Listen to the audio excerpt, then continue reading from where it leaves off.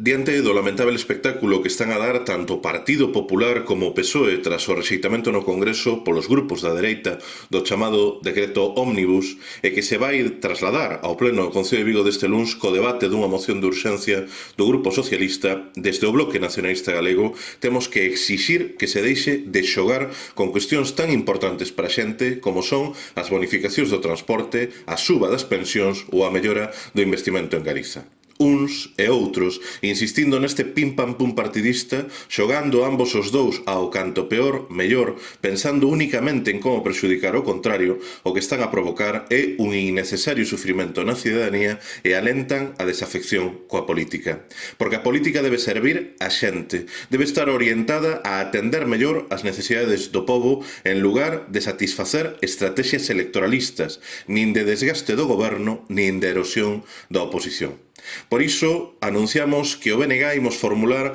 unha emenda transaccional no pleno deste luns que responde ao clamor dunha inmensa maioría social que o que quere é que se busquen solucións por acima do intercambio de culpas. O que lle preocupa ás viguesas e os vigueses é que se manteñan os descontos e bonificacións no transporte, que se aumenten as pensións e que se apliquen outras medidas sociais de mellora de salarios, de protección de familias vulneráveis e que se garanta un maior financiamento para Galiza. Con ese obxectivo, a nosa emenda expresa un acordo adicional aos recollidos na moción do PSOE que se limitan a reproches contra o Partido Popular. O BNG o que vamos a defender é que o Pleno do Concello de Vigo solicite ao Goberno do Estado a aprobación urxente dun Real Decreto Lei que garanta de maneira prioritaria a continuidade das axudas e bonificacións ao transporte e a suba das pensións, así como a aplicación de outras medidas de protección social e a mellora do financiamento de Galiza recollidas no denominado Decreto Ómnibus que foi rexeitado no Congreso. No Pleno, Partido Popular e PSOE van ter a oportunidade de demostrar